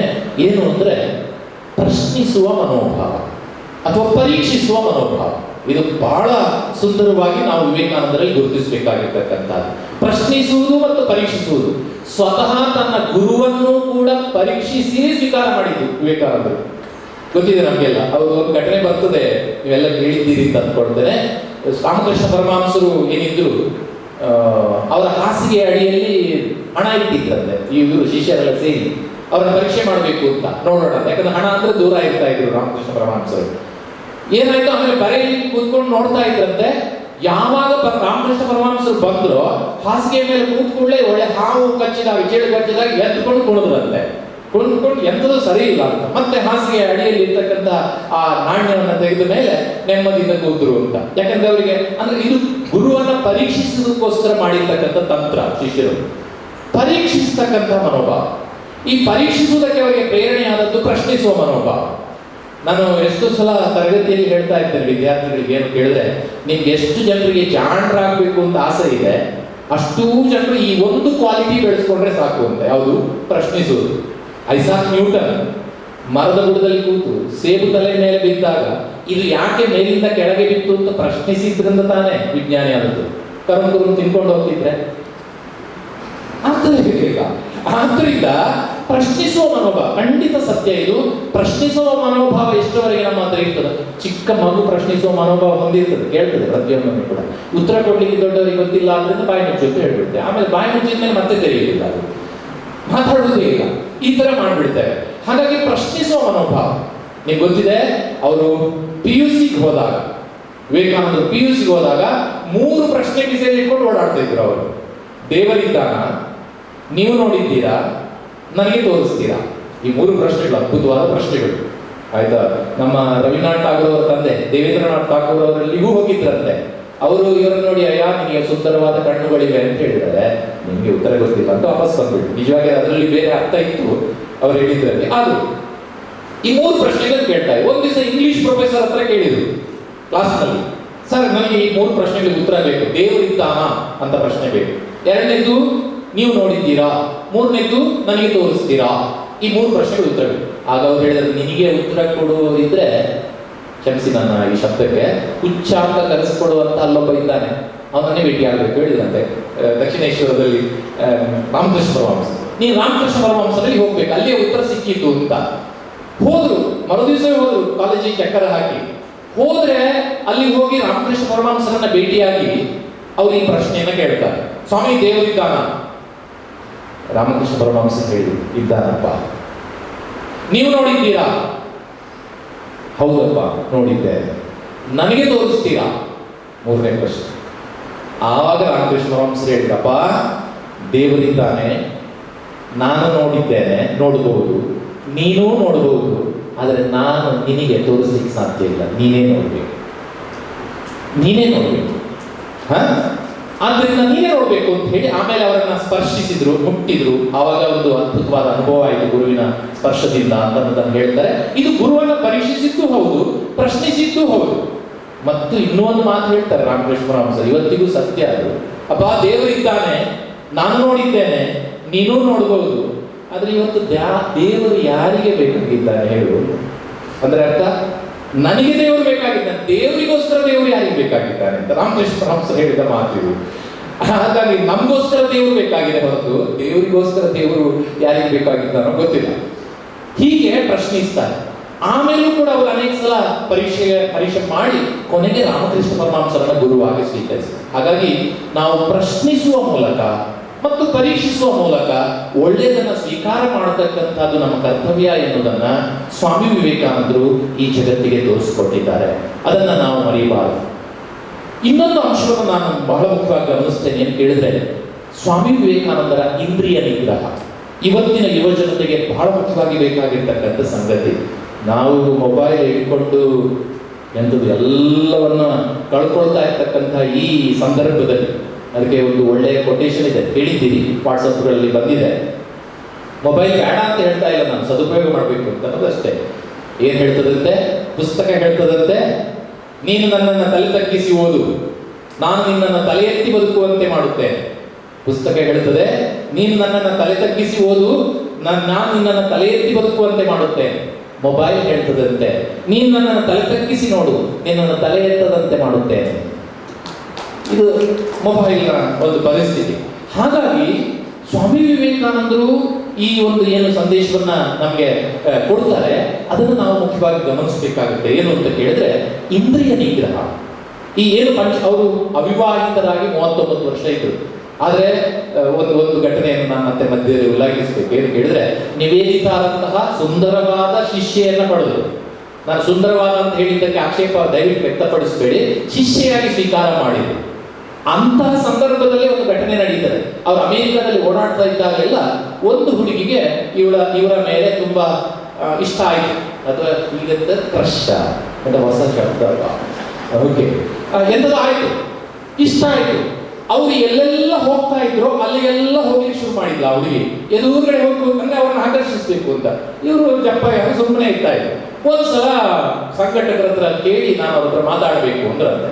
ಆಯ್ತು, ಬಂದು ಇಬ್ಬರೇ ಕೋಣೆಗೆ ಬಾಗಿಲು ಹಾಕಿ ಆ ಹುಡುಗಿ ಮತ್ತು ವಿವೇಕಾನಂದ ಇಬ್ಬರಿಗೂ ಯುವಕ ತರುಣರು ಆ ಹೊತ್ತಿಗೆ. ಆಮೇಲೆ ಅವಳು ಕೇಳಿದ್ದಂತೆ, ಸ್ವಾಮಿ ನೀವು ತುಂಬಾ ಸುಂದರವಾಗಿದ್ದೀರಿ. ಸುಮ್ಮನೆ ಆದ್ರು, ನಾನು ತುಂಬಾ ಚಂದ ಇದ್ದೇನೆ, ಅದಕ್ಕೂ ಸುಮ್ಮನೆ ಆಗ್ಬೇಕು. ಈಗ ನನಗೊಂದು ಆಲೋಚನೆ ಏನು ಅಂತ ಕೇಳಿದ್ರೆ, ನೀವು ಸುಂದರವಾಗಿದ್ದೀರಿ ಮತ್ತು ತುಂಬಾ ಜಾಣರಿದ್ದೀರಿ, ತುಂಬಾ ಬುದ್ಧಿವಂತರಿದ್ದೀರಿ, ನಾನು ತುಂಬಾ ಸುಂದರವಾಗಿದ್ದೇನೆ, ಅಥವಾ ನಿಮಗಿಂತ ನಾನು ಸುಂದರವಾಗಿದ್ದೇನೆ.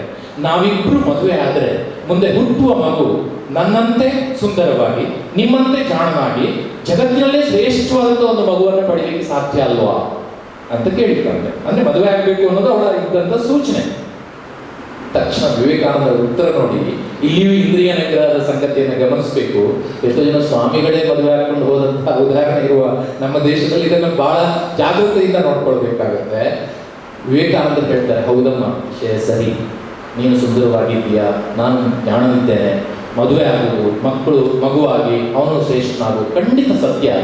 ಆದರೆ ನಾವು ಮದುವೆ ಆಗುವುದು, ಆಮೇಲೆ ಮಗು ಹುಟ್ಟುವುದು, ಅದನ್ನು ಬೆಳೆಸುವುದು, ಅದು ಎಷ್ಟು ಸಮಯ ಹಿಡಿತದಲ್ಲ.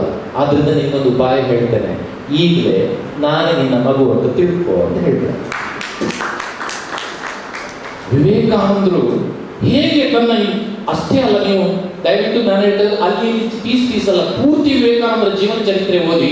ಎಷ್ಟೋ ಸಲ ಅವರು ಸನ್ಯಾಸಿಯಾಗಿ ಓಡಾಡ್ತಾ ಇದ್ದಾಗ ಗಾಂಜಾ ಸೇರ್ತಕ್ಕಂಥ ಸನ್ಯಾಸಿಗಳ ಒಡನಾಟ ಆಗ್ತದೆ, ಅವರಿಗೆ ಅಂದ್ರೆ ಸಂಪರ್ಕ ಆಗ್ತದೆ. ಎಷ್ಟೋ ಜನರು ಅವರಿಗೆ ದಾರಿ ತಪ್ಪಿಸ್ತಕ್ಕ, ಮಾದಕ ದ್ರವ್ಯಗಳ ದಾರಿ ತಪ್ಪಿಸ್ತಕ್ಕಂಥ ಕೆಲಸ ಮಾಡ್ತಾರೆ. ಆದ್ರೆ ಯಾವತ್ತೂ ವಿವೇಕಾನಂದ ತನ್ನ ಸ್ವಂತಿಕೆಯನ್ನ, ತನ್ನ ಸ್ವಂತ ಶಕ್ತಿಯನ್ನ ಉಳಿಸಿಕೊಂಡು ಇಂದ್ರಿಯ ನಿಗ್ರಹದ ಸಾಧನೆಯನ್ನ ಮುಖ್ಯವಾಗಿ ಮಾಡ್ತಾ ಹೋದ್ರು ಅನ್ನೋದನ್ನ ಗಮನಿಸಿದಾಗ ಮುಖ್ಯವಾಗಿ ಗಮನಿಸಬೇಕು. ಅಲ್ಲೇ ಒಂದು ಕಡೆ ಸ್ವಾಮಿ ವಿವೇಕಾನಂದರು ಹೇಳ್ತಾರೆ, ಏನು ಅಂದ್ರೆ, ಒಬ್ಬ ಸನ್ಯಾಸಿಯ ಕೆಲಸ ಧರ್ಮ ಬೋಧನೆಯಲ್ಲ. ಎಷ್ಟು ಅದ್ಭುತವಾಗಿದೆ. ಒಬ್ಬ ಸನ್ಯಾಸಿ ಕೆಲಸ ಧರ್ಮ ಬೋಧನೆಯಲ್ಲ, ಜನರನ್ನ ಜಾಗೃತಗೊಳಿಸುವುದು ಮತ್ತು ಒಂದು ಸುಂದರವಾದ ಸಮಾಜವನ್ನು ನಿರ್ಮಿಸುವುದು ಸನ್ಯಾಸಿಯ ಕೆಲಸ ಆಗುತ್ತೆ. ಎಷ್ಟು ಅದನ್ನು ಅವರು ಚೆನ್ನಾಗಿ ಅರ್ಥ ಮಾಡ್ಕೊಂಡಿದ್ರು, ಮಾಡಿದ್ರು, ಅವರು ಮಾಡಿ ತೋರಿಸಿದ್ರು. ಇದನ್ನ ಗಮನಿಸಬೇಕಾಗುತ್ತೆ. ಅದರಲ್ಲಿ ಇಂದ್ರಿಯ ನಿಗ್ರಹ. ನಾನು ಗಡಿಯಾರ ಯಾಕೆ ನೋಡೋದು ಕೇಳಿದ್ರೆ ಸಮಯ ಬಹಳ ಹತ್ತಿರದಲ್ಲಿದೆ ಅಂತ ಇದೆ. ಆದ್ರೆ ನನ್ನ ಹತ್ರ ಒಂದು ಪುಟ್ಟ ಕಥೆ ಇದೆ, ಬಹಳ ಚುಟುಕು ಮಾಡಿ ಹೇಳ್ಬಿಡ್ತಾರೆ, ಯಾಕಂದ್ರೆ ನಮ್ಮ ತರುಣರು ಅದನ್ನು ಕಿಸೆಯಲ್ಲಿ ಇಟ್ಕೊಂಡು ಹೋಗ್ತಾರೆ ಅನ್ನೋಂಥ ದೃಷ್ಟಿಯಿಂದ. ನಾನು SSLC ಮಕ್ಕಳನ್ನ ಕಳಿಸುವಾಗಲೆಲ್ಲ ಈ ಕತೆ ಹೇಳಿ ಕಳಿಸೋದು ಅವ್ರ ಇದನ್ನ ಕಿಸೆಯಲ್ಲಿ ಜೀವಮಾನ ಪರ್ಯಂತ ಇಟ್ಕೊಳ್ಳಿ ಅಂತ. ಏನಾಯ್ತಂತೆ, ಅವರು ಪಟಪಟ ಹೇಳ್ತಾರೆ ಬೇಗ ಬೇಗ ಸಮಯ ಕಡಿಮೆ. ಒಬ್ಬರು ಸಜ್ಜನರು ಸತ್ತು ಹೋಗ್ಬಿಟ್ಟು ಸ್ವರ್ಗಕ್ಕೆ ಹೋದ್ರು, ಒಳ್ಳೆಯ ಜನ ಅವರು ಸ್ವರ್ಗಕ್ಕೆ ಹೋದ್ರು. ಸ್ವರ್ಗದಲ್ಲಿ ಒಂದು ಕಡೆ ಕುರ್ಚಿ ಹಾಕಿಟ್ಟು ಕೂತಿತ್ತು. ಆದ್ರೆ ಯಾರು ವಿಚಾರಿಸಿರಲಿಲ್ಲ, ಅವರಿಗೆ ಟೆನ್ಷನ್ ಆಗಿರುವ ಎಲ್ಲಿ ಹೋಗ್ಬೇಕು ಅಂತ ಕತೆ ಗೊತ್ತಾಗ್ಲಿಲ್ಲ ಅಂತ. ಒಂದು 4 ದಿವಸ ಕೂತಿದ್ರು ಹಾಗೆ. ಹಸಿವೆ ಆದ್ರೆ ಅಮೃತ ಉಂಟೆ ಏನ್ ಗಡಿಬಿಡಿಲ್ಲ. 4 ದಿವಸ ಆದ್ರೆ ಒಬ್ಬ ಬಂದು ಸ್ವಾಮಿ ನಮಸ್ಕಾರ. ಇವ್ರಿಗೆ ಸಿಟ್ಟು ಬಂದಿದ್ದ, ಅಲ್ಲಿ 4 ದಿವಸದಿಂದ ಯಾರು ವಿಚಾರಿಸಲಿಲ್ಲ. ಹಾ ಏನು ಸುಮ್ಮನೆ ಕೂತಿದ್ದೀರಲ್ಲ, ಮತ್ತೆಂತ ಮಾಡೋದು? ಅಲ್ಲ ವಾಕಿಂಗ್ ಏನು ಹೋಗುವ ಅಭ್ಯಾಸ ಇದೆಯಲ್ಲ ನಿಮಗೆ ಊರಲ್ಲಿ? ಇತ್ತಪ್ಪ ಮತ್ತೆ ಇಲ್ಲೂ ಹೋಗ್ಬೋದು. ಹೌದು ಮಾಯ ಹೋಗ್ಬೋದು, ದಾರಿ ಗೊತ್ತುಂಟ ನನಗೆ. ಇಲ್ಲಿ ಎಲ್ಲಿ ಹೋಗುದು? ದಾರಿ ತಪ್ಪಿ ಹೋದ್ರೆ ಎಲ್ಲಾದ್ರೂ ಅಷ್ಟೇ, ಬನ್ನಿ ಹೋಗೋಣ. ಕರ್ಕೊಂಡು ಹೋಗಿ ಒಂದಷ್ಟು ದೂರ ಹೋಗುವಾಗ ಅಲ್ಲಿ ಒಂದು ಕಡೆ ಒಂದು ಚಿಕ್ಕ ಬಾಗಿಲಿತ್ತು ದೂರದಲ್ಲಿ. ಆ ಬಾಗಿಲಿನ ಎದುರುಗಡೆ 2 ಸಾಲಿನಲ್ಲಿ ಜನ ನಿಂತಿದ್ರು. ಒಂದು ಒಳ್ಳೆ ಮ್ಯೂಸಿಕ್ DJ ಸೌಂಡ್, ಈಗ ಪರಿಚಯ ಇದೆ ಬಾರಿ ಜನರಿಗೆ, ಮೆಹಂದಿ ಇದರಲ್ಲೆಲ್ಲ ಆಯ್ತಾ, DJ ಹಾಕಿ ಕುಣಿತಾ ಇದ್ರು, ಬಹಳ ಚೆನ್ನಾಗಿ ಕುಣಿತಾ ಇದ್ರು. ಇವ್ರು ಈ ಕಡೆ ನೋಡಿದ್ರು, ಆ ಕರ್ಕೊಂಡು ಹೋದವರ ಮುಖ ಈ ಕಡೆ ತಿರುಗಿಸಿ ಕರ್ಕೊಂಡು ಹೋಗ್ಬಿಟ್ಟ. ಬಂದ್ರು, 2ನೇ ದಿನ ಪುನಃ ಹೋಗ್ತಾರೆ, ಹೊಸ ಮ್ಯೂಸಿಕ್ ಹಾಕಿದ್ದಾರೆ, ಬಹಳ ಚೆನ್ನಾಗಿ ಕುಣಿತಾ ಇದ್ದಾರೆ. ಇವ್ರು ಆ ಕಡೆ ನೋಡಿದ್ರು, ಇವ್ ಮುಖ ತಿರುಗಿಸಿ ಸುಮ್ಮನೆ ರಯ್ಯ ಅಂತ. ಯಾಕೆ ಅಲ್ಲ, ಅಲ್ಲಿ ಏನು ಅಷ್ಟು ಚೆನ್ನಾಗಿ ಕುಣಿತಾ ಇದ್ದಾರೆ, ಏನದು? ಆಗ ಇವರು ಹೇಳಿದ್ರು, ಸ್ವಾಮಿ ಅದು ನಮಗೆ ಸಂಬಂಧಪಟ್ಟದಲ್ಲ, ನಾವು ಸ್ವರ್ಗಕ್ಕೆ ಸಂಬಂಧಪಟ್ಟವರು. ಅದು ನರಕದ ಬಾಗಿಲು, ಅದು ನರಕದ ಬಾಗಿಲು. ಅಲ್ಲೆಲ್ಲ ಇರುವವರು ನರಕಕ್ಕೆ ಸಂಬಂಧಪಟ್ಟವರು, ನಮಗೆ ಸಂಬಂಧಪಟ್ಟವರು. ಮುಂದಕ್ಕೆ ಹೋಗೋಣ. 3ನೇ ದಿವಸ ಹೋಗುವಾಗಲೂ ಆ ಸೌಂಡ್ ಆಕರ್ಷಿಸಿದ. ಆ ಕಡೆ ಹೀಗೆ ನೋಡಿದ್ರು, ನೋಡಿ ಹೇಳಿದ್ರು ಹೋಗುದು ಬೇಡ, ಆದ್ರೆ ನನ್ನ ಪ್ರಶ್ನೆ ಏನು ಅಂದ್ರೆ ಅಲ್ಲಿ ಹೊರಗಡೆ ಎಷ್ಟು ಖುಷಿಯಲ್ಲಿದ್ದಾರೆ, ಇನ್ನು ಒಳಗಡೆ ಎಷ್ಟು ಖುಷಿಯಲ್ಲಿ ಇರ್ಲಿಕ್ಕಿಲ್ಲ, ಒಳಗಡೆ ಹೋದ್ರೆ ಇನ್ನೆಷ್ಟು ಖುಷಿಯಲ್ಲಿ ಇರ್ಲಿಕ್ಕಿಲ್ಲ ಅಂತ ಹೇಳಿ, ಅದೆಲ್ಲ ಬೇಡ ನಮ್ಗೆ ಅಂತ ಕರ್ಕೊಂಡು ಹೋಗಿ. 4 ದಿವಸ ಆಯ್ತು, ಇವರಿಗೆ ಆಕರ್ಷಣೆ ಜಾಸ್ತಿ ಆಯ್ತು. 7ನೇ ದಿವಸ ಹೇಳಿ, ನಾನು ಇವತ್ತು ವಾಕಿಂಗ್ ಬರಲ್ಲ. ಯಾಕೆ? ನೀವು ಅಲ್ಲಿ ಕರ್ಕೊಂಡು ಹೋಗಲ್ಲ, ನನಗೆ ಒಂದ್ಸಲ ಅದರಲ್ಲಿ ಹೋಗ್ಬೇಕು ಅಂತಿದೆ. ಅಯ್ಯೋ ಅಲ್ಲಿ ಹೋಗ್ಬಾರ್ದು, ನಾವು ಸ್ವರ್ಗದವರು, ನರಕಕ್ಕೆ ಹೋಗ್ಬಾರ್ದು. ಇಲ್ಲ ನಾನು ಆಯ್ತು ಕರ್ಕೊಂಡು ಹೋಗ್ತೇನೆ, ನಾನು ಹೋಗುದು ಒಟ್ಟಿಗೆ ಅಂತವ. ಆಯ್ತು ಕರ್ಕೊಂಡು ಹೋಗಿ 25 ಜನ ನಿಂತಿದ್ರಲ್ಲ ಎದುರುಗಡೆ ಅವರ ಕೈಯಲ್ಲಿ ಇವರು ಬಿಟ್ಟು ಇವು ಓಡಿ ಬಂದ್ಬಿಟ್ಟ ಸೇವಕ. ಇವರು ಪಾಸ್ ಮಾಡಿದ್ರು, ಪ್ರಭುದೇವನ ಹಾಗೆ ಡ್ಯಾನ್ಸ್ ಮಾಡಿ ಪಾಸ್ ಮಾಡಿದ್ರು. ಮಾಡಿ ಕೊನೆಯ ಭಾಗದಲ್ಲಿ ಸರಕ್ ಅಂತ ಒಳಗೆ ಹಾಕಿದ್ರು. ಆದ್ರೆ ಒಳಗೆ ಹೋದ ಕೂಡಲೇ ಅಲ್ಲಿ ನಾರಕಿಗಳಿದ್ದಾರಲ್ಲ, ಅವರು ಇವರನ್ನ ತಕ್ಕೊಂಡು ಹೋಗಿ, ನಾವಲ್ಲಿ ಕೇಳಿದ್ದೇವೆ, ಪುರಾಣಗಳಲ್ಲಿ ಕೇಳಿದ್ದೇವೆ, ಒಳ್ಳೆ ಕುದಿಯುವ ಕೊತ ಕುಡಿಯುವ ಎಣ್ಣೆಯಲ್ಲಿ ಒಳ್ಳೆ ಗೋಳಿ ಬಜೆ ಹಾಕಿದ್ರು ತೆಗೆದು ಇವರಿಗೆ ಅಯ್ಯೋ ಉರಿತದೆ, ಎಲ್ಲ ಉರಿತದೆ. ಇವರು ತಡೀರಿ ಹೇಳಿದ್ರು. ತಡೀದೆಲ್ಲ ಏನಿಲ್ಲ, ನರಕದಲ್ಲಿ ನಿಮ್ಮ ಮಾತು ಯಾರು ಕೇಳ್ತಾರೆ? ಮಂಡೆಗೆ 4 ಬಿಟ್ಟು ಮತ್ತೆ ಮುಗಿಸಿದ್ರು ಎದ್ರು. ಸ್ವಲ್ಪ ಒಂದು ಪ್ರಶ್ನೆ ಕೇಳಲಿಕ್ಕೆ ಅವಕಾಶವೇ ಇಲ್ಲ ನರಕದಲ್ಲಿ, ಇನ್ನೇನಿದ್ರು ನಮ್ಮ ಟ್ರೀಟ್ಮೆಂಟ್ ಮಾತ್ರ. ಮತ್ತೆ ಮುಗಿಸಿದ್ರು, ಉರಿತದೆ ಬೆಂಕಿಯಲ್ಲ. ಕೊನೆಗೆ ಕೇಳಿದ್ರು, ದಯವಿಟ್ಟು ಪ್ರಶ್ನೆಗೆ ಉತ್ತರ ಕೊಡ್ಲಿಪ್ಪ. ಕೊನೆ ಪಾಪ ಅಂತ ಅನ್ನಿಸ್ತವ್ರಿಗೆ, ಯಾಕೆ ಸ್ವರ್ಗದ ಬಂದವ. ಅವಾಗ ಹೇಳಿ, ಏನ್ ಪ್ರಶ್ನೆ? ಏನಿಲ್ಲ, ಹೊರಗಡೆ ಅಷ್ಟು ಖುಷಿಯಲ್ಲಿದ್ದಾರೆ, ಅಷ್ಟು ಸಂತೋಷದಲ್ಲಿದ್ದಾರೆ, ಆದ್ರೆ ಒಳಗಡೆ ಬಂದ್ರೆ ಅದಕ್ಕೆ ಉಲ್ಟವಾಗಿದೆಯಲ್ಲ, ಇದು ಯಾಕೆ? ಅವ ಹೇಳ್ತಾನೆ, ಏನಿಲ್ಲ, ಹೊರಗಡೆ ನಮ್ಮ ಅಡ್ವರ್ಟೈಸ್, ಒಳಗಡೆ ತುಂಬಾ ಜನ ಬರ್ಬೇಕಲ್ಲ, ಅದಕ್ಕೋಸ್ಕರ ಅಡ್ವರ್ಟೈಸ್. ಆದ್ರೆ ಸತ್ಯ ಇದೆ ಒಳಗಡೆ ಅಂತ. ನಾನು ಯಾಕೆ ಈ ಕಥೆಯನ್ನ ಇಟ್ಕೊಂಡೆ ಅಂತ ಕೇಳಿದ್ರೆ, ಸ್ನೇಹಿತರೆ, ಯಾವುದೇ ದುರಭ್ಯಾಸಕ್ಕೆ ಒಳಗಾಗುವ, ಇಂದ್ರಿಯಗಳ ಮೋಹಕ್ಕೆ ಒಳಗಾಗಿ ದಾರಿ ತಪ್ಪುವಾಗ ತುಂಬಾ ಖುಷಿಯಾಗುತ್ತೆ. ತಪ್ಪುವಾಗ ಮಾತ್ರ ಅದರಲ್ಲಿ ಬಿದ್ದ ಮೇಲೆ ವಾಸ್ತವ ಗೊತ್ತಾಗ್ತದೆ, ಹೊರಗೆ ಬರ್ಲಿಕ್ಕೆ ಆಗುವುದಿಲ್ಲ. ಆದ್ದರಿಂದ ಜೀವನದಲ್ಲಿ ಇಂದ್ರಿಯ ನಿಗ್ರಹ ಎನ್ನುವುದು ಸ್ವಾಮಿ ವಿವೇಕಾನಂದರು ನಮ್ಗೆ ಕೊಟ್ಟಿರ್ತಕ್ಕಂಥ ದೊಡ್ಡ ಸಂದೇಶ. ಅದನ್ನು ನಾವು ಮರಿಬಾರದು ಅಂತ ವಿನಂತಿಸ್ತೇನೆ. 1 ನಿಮಿಷ ಇದೆ, ಹಾಗಾಗಿ ಒಂದೇ ಪುಟ್ಟ ಕತೆ ಹೇಳಿ ನನ್ನ ಮಾತು ಮುಗಿಸ್ತೇನೆ. ನಾನು ಪ್ರಾರಂಭದಿಂದ ಹೇಳ್ತಾ ಇದ್ದೆ, ಏನು ಕೇಳಿದ್ರೆ, ಸ್ವಾಮಿ ವಿವೇಕಾನಂದರು ಏಕಾಂಗಿ ಅಂತ ನೆನ್ಪಿಟ್ಕೊಳ್ಳಿ. ತುಂಬ ಸಲ ನಮ್ಮ ಜೀವನದಲ್ಲಿ ನಾವು ಹೇಳ್ತೇವೆ, ನಾನು ಒಬ್ಬನೇ ಎಂತ ಮಾಡೋದು, ಅಷ್ಟು ಸಲ ಹೇಳೋದು, ಒಳ್ಳೆ ಕೆಲಸ ಮಾಡೋದು, ಯಾರು ನನಗೆ ಸಪೋರ್ಟ್ ಇಲ್ಲ, ನನಗೆ ಯಾರು ಬೆಂಬಲಕ್ಕಿಲ್ಲ. ಸ್ವಾಮಿ ವಿವೇಕಾನಂದರನ್ನು ನೋಡಿ ಕಲೀರಿ, ಯಾರೂ ಬೆಂಬಲಕ್ಕೆ ಬಯಸಲೇ ಇಲ್ಲ, ಅವರು ಏಕಾಂಗಿ. ಅದು ಹೇಗೆ ಅನ್ನೋದಕ್ಕೆ ಇನ್ನೊಂದು ಕತೆ, ಲಾಸ್ಟ್ ಕತೆ ಹೇಳಿ ನನ್ನ ಮಾತು ಮುಗಿಸ್ತೇನೆ. ಬೇಕಾದ್ರೆ ಇನ್ನೊಮ್ಮೆ ಮಿತ್ರರಿದ್ದಾರೆ, ಅದನ್ನು ಬರುವುದಕ್ಕೆ ಸಾಧ್ಯ ಇದೆ. ಏನು ಅಂದರೆ, ಒಂದು ದಿವಸ ಟಿವಿಯಲ್ಲಿ ಬೆಳಿಗ್ಗೆ ಒಂದು ಬ್ರೇಕಿಂಗ್ ನ್ಯೂಸ್, ಅದು TV9 ಇರ್ಬೋದು, ಗೊತ್ತಿಲ್ಲ ನನಗೆ. ಏನು ಬ್ರೇಕಿಂಗ್ ನ್ಯೂಸ್ ಅಂದ್ರೆ ಇವತ್ತು ಸಂಜೆ 5 ಗಂಟೆಗೆ ಸರಿಯಾಗಿ ಆಕಾಶ ಭೂಮಿಗೆ ಬೀಳ್ತದೆ ಅಂತ. ಯೋಚನೆ ಮಾಡಿ, ಬ್ರೇಕಿಂಗ್ ನ್ಯೂಸ್ ಇವತ್ತು ಸಂಜೆ 5 ಗಂಟೆಗೆ ಸರಿಯಾಗಿ ಆಕಾಶ ಭೂಮಿಗೆ ಬೀಳ್ತದೆ ಅಂತ. ಸರಿ, ಜನ ಬ್ರೇಕಿಂಗ್ ನ್ಯೂಸ್ ನೋಡಿದ್ದೆ ತಡ ಓಡ್ಲಿಕ್ಕೆ ಶುರು ಮಾಡಿದ್ರು, ಓಡ್ತಾರೆ. ನೀವು ಒಂದು ಗಳಿಗೆ ಯೋಚನೆ ಮಾಡಿ, ಆಕಾಶ ಭೂಮಿ ಬೀಳುದಾದ್ರೆ ಓಡುದಿಲ್ಲಿಗೆ, ಓಡ್ತಾರೆ, ಎಲ್ಲ ಓಡ್ತಾ ಇದ್ದಾರೆ. ಓಡಿದ್ರು ಸಂಜೆ 4:15 ಗಂಟೆ ಅಷ್ಟೊತ್ತಿಗೆ ಒಬ್ಬ ಓಡಿದ್ದಾನೆ. ಓಡಿ ಸಾಕಾಗಿದೆ. ಒಂದು ಕಡೆ ಸುಮ್ಮನೆ ನೋಡ್ತಾನೆ, ದಾರಿ ಬದಿಯಲ್ಲಿ ಒಂದು ಗುಬ್ಬಚ್ಚಿ ಕಾಣಿಸ್ತದೆ. ಆ ಗುಬ್ಬಚ್ಚಿ ಮಣ್ಣಿನಲ್ಲಿ ಹೀಗೆ ಹೊರಳಾಡ್ತಾ ಇದೆ. ಈ 1 ನಿಮಿಷ ನಿಂತ, ಇವನಿಗೆ ವಿಶ್ರಾಂತಿ ಬೇಕು ಸ್ವಲ್ಪ, ಮತ್ತು ಗುಬ್ಬಚ್ಚಿನ ವಿಚಾರಿಸ್ಬೇಕು. ಇದು ಕತೆ ಗಮನಿಸಿ. ಆದ್ರಿಂದ ಗುಬ್ಬಚ್ಚಿ ಕೇಳಿದೆ, ಗುಬ್ಬಚ್ಚಿ ಏನ್ ಮಾಡ್ತಾ ಇದ್ದೆ ಕೇಳಿದೆ. ಏನಿಲ್ಲ, ನಾನು ಇಲ್ಲೇ ಇದ್ದೇನೆ. ನಿನಗೊಂದು ವಿಷಯ ಗೊತ್ತಿಲ್ವಾ? ಯಾವಾಗಲೂ ಹಾಗೆ, ನಮ್ಗೆ ಗೊತ್ತಿದ್ದು ಇನ್ನೊಬ್ಬರಿಗೆ ಒಂದು ವಿಷಯ ಗೊತ್ತಿಲ್ಲ ಇದ್ರೆ ಅದಕ್ಕೆ ಹೇಳೋದ್ರಲ್ಲಿ ನಮ್ಗೆ ಭಾರಿ ಇಂಟ್ರೆಸ್ಟ್. ಹಾಗಾಗಿ ನಿಮ್ಮೊಂದು ವಿಷಯ ಗೊತ್ತಿಲ್ವಾ ಅಂತ. ಎಂತದಣ್ಣ ಅಂತ ಕೇಳ್ತು ಗುಬ್ಬಚ್ಚಿ. ಈಗ 4:15 ಆಯ್ತು, 5 ಗಂಟೆಗೆ ಆಕಾಶ ಭೂಮಿ ಬೀಳ್ತದೆ. ಹೌದಾ? ಅದಕ್ಕೆ ಓಡು ಅಂತ. ಇಲ್ಲಣ್ಣ, ನೀನು ಓಡು, ನಾನು ಓಡಲ್ಲ. ನೀನೆಂತ ಮಾಡ್ತೀಯ? ನಾನೇನಿಲ್ಲ, ಇಲ್ಲೇ ಸ್ವಲ್ಪ ನೆಲ ಎಲ್ಲ ಸರಿ ಮಾಡ್ತಾ ಇದ್ದೇನೆ. ಯಾತಕ್ಕೆ? ಆವಾಗ ಗುಬ್ಬಚ್ಚಿ ಹೇಳ್ತದೆ, ಏನಿಲ್ಲ ಅಣ್ಣ, ನಿನ್ನ ಹಾಗೆ ನನಗೂ ಬ್ರೇಕಿಂಗ್ ನ್ಯೂಸ್ ಸಿಕ್ಕಿದೆ ಬೆಳಿಗ್ಗೆನೆ, ಅದಕ್ಕೆ ನಾನು ನೆಲ ಸರಿ ಮಾಡ್ತಾ ಇದ್ದೇನೆ. ಯಾಕೆ ಸರಿ ಮಾಡ್ತಾ ಇದೆಯಾ? ಯಾಕೂ ಇಲ್ಲ, ಇವತ್ತು ಸಂಜೆ 5 ಗಂಟೆಗೆ ಆಕಾಶ ಭೂಮಿಗೆ ಬೀಳುವಾಗ ದೇಹ ಕೆಳಗೆ ಮಾಡಿ, ಕಾಲು ಮೇಲೆ ಮಾಡಿ, ನನಗೆ ಎಷ್ಟು ಸಾಧ್ಯ ಅಷ್ಟು ಆಕಾಶವನ್ನ ಎತ್ತಿ ಹಿಡಿಬೇಕು ಅಂತ ಯೋಚನೆ ಮಾಡಿದ್ದೇನೆ. ಅದಕ್ಕೋಸ್ಕರ ಭೂಮಿ ಸಮತಟ್ಟು ಮಾಡ್ತಾ ಇದ್ದೇನೆ ಅಂತ. ಸ್ನೇಹಿತರೆ, ಸ್ವಾಮಿ ವಿವೇಕಾನಂದ ಅನ್ನೋದು ಒಂದು ಭಾರತದ ಗುಬ್ಬಚ್ಚಿ, ಒಬ್ಬ ಮನುಷ್ಯ.